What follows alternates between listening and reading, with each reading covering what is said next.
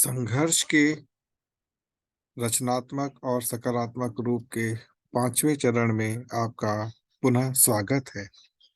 मित्रों, मुझे आपका स्नेह प्राप्त हो रहा है। इस बात का मैं आपसे आभार व्यक्त करता हूँ और आपके द्वारा दी गई टिप्पणियों का मैं विशेष रूप से स्वागत भी करता हूँ। मित्रों, आज से हम उन गहन बिंदुओं की ओर चिंतन करेंगे जिनका हमारे जीवन से बहुत गहरा संबंध होता है। जैसा कि हमने अपने पिछले चरण में यह समझा था कि किस प्रकार हमारा जीवन विकारों से घिरा हुआ है और विकार किस प्रकार हमें प्रभावित करते हैं। आज हम लोग उसी कड़ी में आगे बढ़ेंगे और कुछ नया जानने का प्रयास करेंगे। भाषा, भूषा, भोजन, भजन एवं भाव, यह पांच ऐसे शब्द हैं जिनका गायन प्राचीन ग्रंथों में विस्तार पूर्वक दिया गया है। अपने इस चरण में से आपके समक्ष एक एक करके इन पांचों का सारांश प्रस्तुत किया जाएगा। आज का विषय है भाषा। प्रिय मित्रों, नमस्कार। भाषा हमारे जीवन का एक अभिन्न व्यक्तित्व होता है। भाषा के माध्यम से किसी भी व्यक्ति को जानना सरल हो जाता है। इस संसार में एकमात्र मानव को ही यह सुविधा प्रकृति के द्वारा प्राप्त हुई है, जिसके परिणाम स्वरूप वह विभिन्न प्रकार के भाषा एवं बोलियों को सुगमता से उपयोग में ला सकता है। किंतु भाषा के मूल सिद्धांत को शायद ही वर्तमान में कोई जानता होगा। इस विषय पर लिखने से पूर्व कई प्रकार के बिंदुओं पर जब मैंने शोध किया, तो मुझे एक बहुत सरल वाक्य की प्राप्ति हुई, जो मेरे को एक सब्जी विक्रेता के माध्यम से प्राप्त हुई थी। उसने बड़ी सुगमता से एक पंक्ति कही कि जैसा पियोगे पानी वैसे ही बनेगी वाणी। इस वाक्य में बहुत गहनता से चिंतन करने के उपरांत यह बात मुझे स्पष्ट हो गई कि भाषा वास्तव में जल तत्व आधारित होती है। जब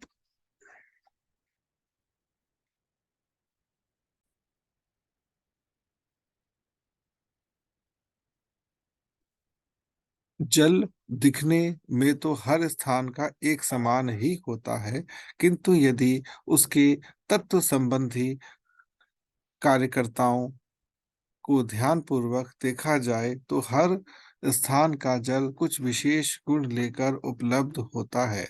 भारत में बहुत सारे ऐसे जलाशय हैं जिनके सेवन से कई प्रकार के रोग सरलता से समाप्त हो जाते हैं। वैज्ञानिक भी इस अचरज को देखकर अचंभित रहते हैं, किंतु भौतिकवादी शोध शैली होने के कारण वे उस सूक्ष्म बात का कभी पता नहीं लगा पाए कि वास्तव में ऐसा कौन सा तथ्य है जो जल को विशेष बनाता है। कुछ वैज्ञानिकों ने अपने जल संबंधी शोध के माध्यम से एक विशेष गुण को प्राप्त किया। उन्होंने यह बताया कि जल में उपलब्ध जीवित पारदर्शी कारण होते हैं, कण होते हैं, जिन्हें वैज्ञानिक भाषा में क्रिस्टल कहा जाता है। यह कण एक विशेष परिधि के अंतर्गत कार्य करते हैं। वह परिधि भाव विशेष होती है। भाव वास्तव में आकाश तत्व होता है, किंतु यह व्यक्ति एवं स्थान के अंतर्गत कार्य करता है। जिस प्रकार का स्थान होता है, उस स्थान विशेष का वातावरण इन कणों को एक विशेष ऊर्जा प्रदान करता है, जिसके परिणाम स्वरूप इनका तत्वों के आधार पर गुण बदल जाता है।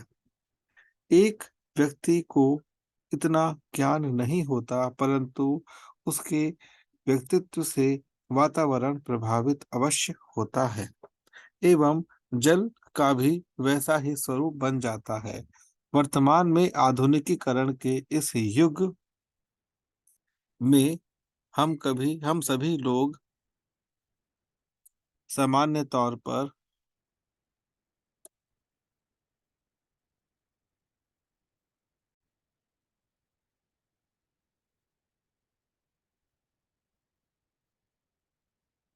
प्राधिकरण के द्वारा प्राप्त सुविधाओं का के तहत जल प्राप्त करते हैं। जल की मशीनों द्वारा स्वच्छ करके हमारे पास भेजा जाता है, किंतु जल की वास्तविकता को कोई नहीं जानता। इसके कारण जल अपनी अधिकांश क्षमता को खो देता है एवं वह मूल रूप से शुद्ध हो जाता है। जब इस प्रकार का जल हम पीते हैं तो यह सीधे हमारे बौद्धिक स्तर को प्रभावित करता है एवं वह भी विकृत हो जाता है। हम सभी यह जानते हैं कि हमारा शरीर मूल रूप से 2/3 हिस्से में जल संचित करके रखता है। तो इससे यह सिद्ध हो जाता है कि यदि दूषित जल हम पीते हैं, भले ही वह देखने में स्वच्छ लग रहा हो, तो हमारे जीवन में कई रोग सूक्ष्म तौर पर उत्पन्न हो जाते हैं, जिससे अन्य तत्व भी प्रभावित हो जाते हैं एवं हमारी वाणी में मधुरता कुछ कम हो जाती है। जल इतना महत्वपूर्ण तत्व होते हुए भी हमें कई प्रकार से प्रभावित कर रहा होता है। इसका ज्ञान हमें नहीं हो पाता एवं हमारी वाणी के माध्यम से यह हमारे जीवन को प्रभावित कर देता है। यहाँ पर एक सामान्य व्यक्ति यह नहीं समझ पाता कि वास्तव में उसकी वाणी लोगों को प्रभावित क्यों नहीं कर पाती। इसका भी एक सरल समाधान उपलब्ध है। हमें 3 बातों पर विशेष ध्यान देना होगा। पहला, पात्र, दूसरा जल का घनत्व और तीसरा ग्रहण करने की विधि। जल सामान्य तौर पर एक ऐसे पात्र से ग्रहण करना चाहिए जो शंकु के आकार का हो, अर्थात सामान्य तौर पर जिसे हम लोटा कहते हैं, उसके आकार का यदि हो तो उत्तम होता होगा। ये यही कारण है कि प्राचीन समय में जल संग्रह के लिए मटके का उपयोग किया जाता था। यदि कुछ अवधि तक जल को लोटे नुमा आकार के में रख दिया जाता है तो जल अपनी क्षमता को बढ़ा देता है। हमें प्रयास यह करना चाहिए कि जल को अच्छी धातु अथवा मिट्टी के पात्र से पीना चाहिए। मिट्टी के अतिरिक्त कोई भी धातु रिक्त पात्र जल को दूषित कर देता है। विशेष तौर पर प्लास्टिक से बना हुआ पात्र जल का घनत्व में उसमें उपलब्ध खनिज पदार्थों पर आधारित होता है,